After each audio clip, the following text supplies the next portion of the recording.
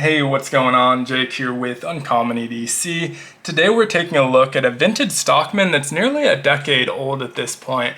And this one is a collaboration between C.Risner and Indian Head. Thought it would be interesting to take a look at this one today in particular, as tonight's episode of Just a Tip will be hosting Austin Jackson, who is the grandson of Clarence Risner, current owner and operator of C.Risner Cutlery, which you may also know as traditionalpocketknives.com. Picked this one up as new old stock without a box or any sort of paperwork, but it was pretty clear it's never been carried or cut with. However, there are some minor markings, so I would imagine the previous owner maybe had it stored away, would occasionally pull it out and admire it, open those blades, and the secondary and tertiary do have some minor blade rub, and so there are some markings on here, but it doesn't look like it's ever been carried. Now, without having that paperwork or the box, it was hard to find a lot of information initially, but fortunately the Traditional Pocket Knives website does have a webpage dedicated directly to the Indian Head brand, and the reason for that is they're actually the current owners of the Indian Head brand. I don't think they're currently producing any knives under the brand, but they do still own it to this day. And so I was able to find out these were handmade in Solingen, Germany, which would have been easy to find out anyway, as you saw on that clip point blade has the Indian Head etched that says made in Germany on the show side, and a tang stamp that says Solingen, Germany on that pile side. And so these were produced between 1988 and the mid-1990s. They made a 3-bladed Stockman as well as a 4-bladed Congress. This is obviously the 3-bladed Stockman. And I don't actually have any way of verifying this, but I saw someone mention on a forum when you have the long pull on the clip point that it may be one of the earlier models, that later models had a nail nick, and the other two blades do have a nail nick. I don't know how accurate that is. It was a single post on a forum, didn't see anything else about that, so take that for what it's worth, but kind of an interesting tidbit for sure. And so between 1988, mid-1990s, and made in Solingen, Germany. This is in red acrylic, but they did make them in a ton of different cover options. And so haven't been able to find a direct comp for the red acrylic in this condition that sold, but for the most part, they seem to be selling in this type of condition for $70 to $125. So still relatively affordable if you're able to track one down. There's not that many in circulation though. If you find one in kind of used, carried condition, you might be able to get it a little bit cheaper, $50, maybe even a little bit less than that. And so really kind of an interesting knife. The acrylic on here is in absolutely flawless condition. We have no cracks, scratches, or gouges, and we can start over on this pile side. You can see just how beautiful that is, still super vibrant, and the transition from this nickel silver bolster over to the covers and onto the pins is absolutely seamless. No raised portions and just kind of all on that same level, which is excellent. Same thing on the show side. The only exception is our shield. You do feel that a little bit, but that's to be expected because there are raised portions. It's seated in there very nicely, no wobble whatsoever, still perfectly in line with the rest of the knife. Now that shield is kind of what drew me to this knife mostly, that Indian Head penny. It's a replica of a 1902 specifically, and so I thought that was really cool. I'm into coins, I like going through my change and mostly looking for junk silver, but when I find weird coins like this, I do hold on to them. I do have a 1904 here, not a 1902, but the same imagery. This one is heavily circulated, so the image isn't super clear, but you can see it a little bit better than that tiny shield. And so I thought that was kind of cool to have to accompany the knife. Now, I am going to be on the lookout for a 1902. I'll probably hit my local coin shop, see if they have them. I would imagine you can get those relatively cheap. Indian Head pennies aren't very expensive. And the reason I want to grab a 1902 is I saw Terry's Knives and Man Stuff recently shared some Zippos he made where he glued some coins onto the Zippo. It came out excellent, and I think it would be cool to make a Zippo to accompany this knife. Now, moving on to our springs, flawless here as well. Covered in fingerprints, but otherwise no major markings, no gaps of any significant or light leakage, anything like that. So all really well done. Moving on to our blades, you can see that clip point is well centered.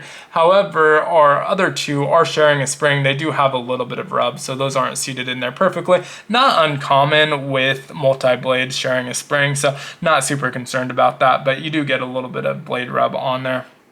Now, in terms of deployment, On our show side, we have that long pull for our clip point, and really nice pull on this actually. I like a medium to heavy pull. I'd say this one's probably about a 5.5 or so. No half stops on any of the blades, but really appreciate that heavy pull on this main blade. And it's a beautiful blade. We have a clip point style blade, nice wedge on there, and that long pull. I always just like the way a clip point looks with a long pull and a swedge. It's just a really clean line and looks excellent. The Indian head handmade Germany looks great as well. I'm not a huge fan of blade etches, but it definitely adds something to this one and is very well done. Our tang stamp is stamped, not etched, which is great. C.Risner on the top, 2 Indian heads, and then the text Indian head. Hopefully the camera's picking that up, doing it some justice. This is a really nice tang stamp. We're gonna see that throughout the other blades as well, minus the C.Risner text. It will still have both Indian heads and the Indian head, but no C.Risner text on any of the other blades. Moving over to that palace side, we do have Solingen, Germany, and an otherwise clean blade, no etching or long pull on this side. So still super snappy as well. As I mentioned, no half stop, so it'll just snap into that close, but really great snap again, especially for a knife this old. Moving over to that palace side, we do have access to 2 blades via nail nicks, and so I will say the tertiary blade, or our spey blade here, I do have a hard time accessing that nail nick. It's tucked very close in with the covers, and so with my thumb, if my nails are cut short like they are now, have a hard time getting it in there, so usually we'll have to use my middle finger. Do not have that issue on our secondary blade, so we'll start with that one, our drop point. This one is not as heavy as our main blade, and not as long, obviously, since there's 2 blades in here. They're both about 2 inches, where our main blade was about 3, and so I'd say this one's probably a good 4.5 or so. So not super heavy, but also not super light. Like it quite a bit as well. You do see the Indian head stamp on here, as I mentioned earlier. Only on the palace side. Our show side of both of the secondary and tertiary blades are completely sterile and clean. You do see a little bit of the rub on that show side though, right up there near the tip. And so a little bit of rub here, nothing too major. Love this blade. It's about 2 inches, like I mentioned.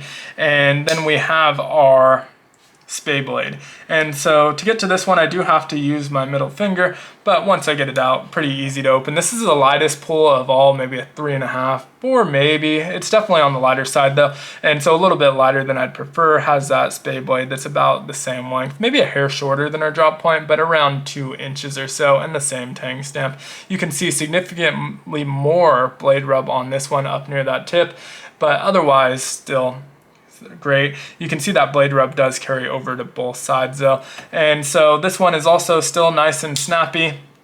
And overall, I think this is just a really cool piece to have in the collection. I'm not sure how much I'm going to carry. I have carried this in a slip. I'm trying not to do any sort of heavy cutting or anything that's going to damage it, because I think it's a pretty cool historical piece to have in the collection. I do want to be able to carry it and enjoy it, and so like I said, probably going to make a matching Zippo and maybe carry them together, but otherwise I think just a fun one for the collection. Would love to hear your thoughts on it down in the comments below. If you have any of these, how you came across it, or if you've had it since they originally released. I don't know that these were sold here in America.